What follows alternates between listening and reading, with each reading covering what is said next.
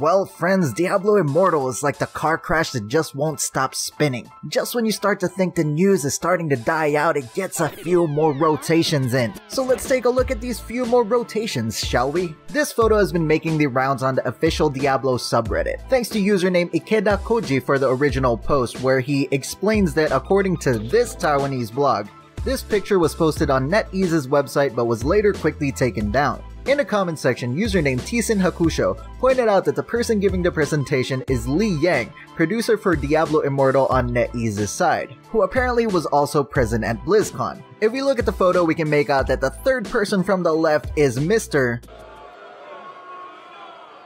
Do you guys not have phones? Yeah, you guys all have phones, right? Himself, Wyatt Cheng. So it's probably safe to assume that the people on the left are Blizzard employees, the people on the right are NetEase employees. If you've been in these kind of meetings, the people that are being presented to are one side and the people giving the presentation are on the other side. That's usually how it works. The slide they're looking at in particular has been titled Gear Enhancement Basic Rules. In the middle of the screen we have something called a Veiled Crystal. On the left we have the item before the upgrade, and on the right we have the item after the upgrade. So without going into too much Sherlock Holmes and digging into what the hell is happening, it's easy to assume that this is NetEase showing Blizzard how to implement microtransactions in Diablo Immortal. Because if you've played games like this, whether it be a mobile game or MMOs on PC, anything with a system like this, dare I say another NetEase game even, then you've probably seen one or more implementations of these kind of systems. You know what I'm talking about. You get an item and now you need these Veiled Crystals to upgrade it to +1. It's usually a 100% chance going to +1.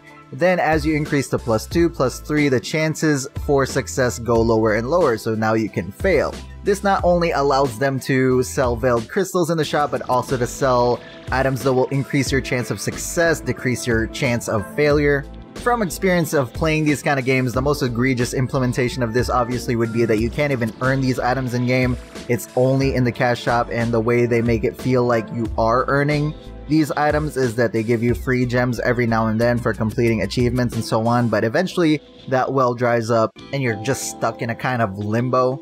On the other hand, some games actually let you earn the items in-game through grinding, but they make the grinding just that much harder, take that much longer, just enough to irritate you enough to entice you into buying these items instead. Now obviously this is just speculation, this is just based on what we're seeing. We don't have any official announcements on what kind of monetization system is going to be in Diablo Immortal, whether this, what we're seeing on the screen, potentially is going to be how it's monetized in the West, if it's only going to be this way in the East. We don't know for sure, but what we do know is that this system in particular is the very definition of exploitative, the very definition of predatory in nature to children in particular. Now, we already covered in the last video that Blizzard is trying to make Diablo Immortal kid-friendly, available for all ages, and it's hard to ignore the fact that they're even considering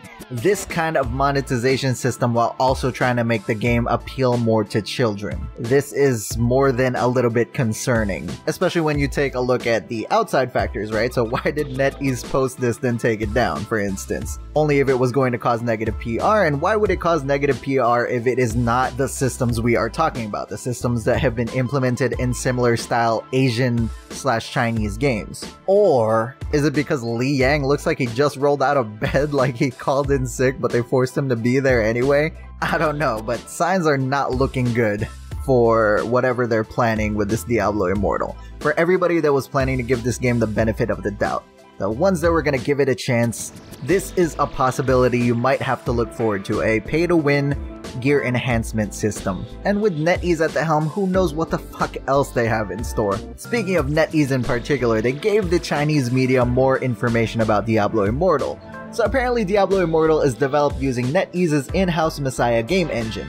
Development on Messiah started in 2010 and was first used for a game in 2013. The game engine was made specifically for developing optimized 3D mobile games. Messiah was used to develop mobile games such as NetEase's Knives Out and a few Chinese mobile MMORPG titles. NetEase confirmed that Diablo Immortal will not be as dark as a PC game, as it would be better for mobile gamers. The person who wrote this is guessing that this is referring to the in-game brightness. why would it be referring to the in-game brightness? If I read this, I'm assuming it means the maturity level, as they are now trying to target kids.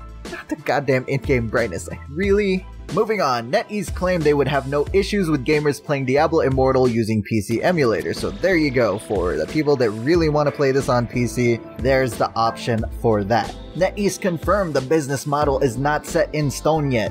We'll come back to this later.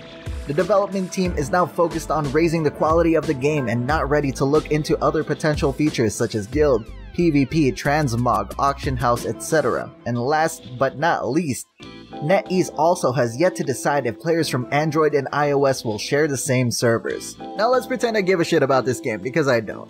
Why in the hell would you not have Android and iOS share the same servers? That is just...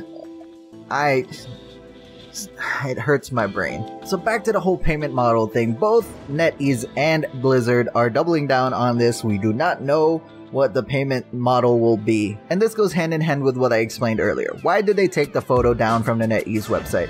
Why are they using this kind of language when talking about the monetization system of the game? They obviously know they're going to implement these kind of systems already. There's no way you have no idea what the monetization system is. You're using that language because you're avoiding the negative PR, which you're already receiving. Otherwise, you would have done a Bethesda and said something like, and that is Fallout Shelter.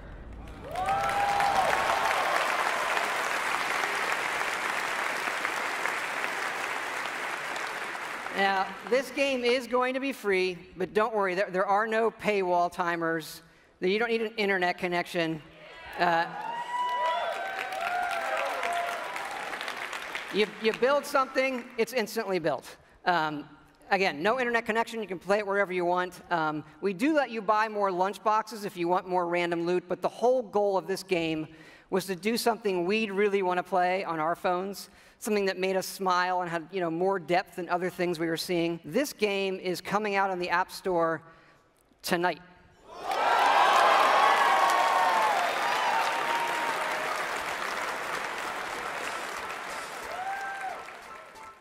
yeah, something like that when announcing your mobile game, but the fact that you keep saying, oh, you have no idea, how in the hell did you project earnings for this game then? What kind of explanation did you give to the shareholders saying that, oh, we have no idea how this game's gonna make us money, but we're gonna make it anyway? Well, I'm not buying it. Apparently, the vast majority of the Western audience on the official Diablo subreddit are not buying it either. And since the last video up to this recording, Blizzard stock has dropped another just under $4, so goddamn, the ship's going down, friends. But what do you guys think of this whole thing? Let me know down in the comments below. Hopefully you guys enjoyed this video. If you did, hit that like button and share this video with whoever you want to share with. If you're new around here, subscribe and notifications to be notified about all upcoming videos. I do these gaming news and discussion videos at least once a week, so make sure to subscribe and ring that bell to stay on top of that. Thank you very much for watching, and I will see you guys next time.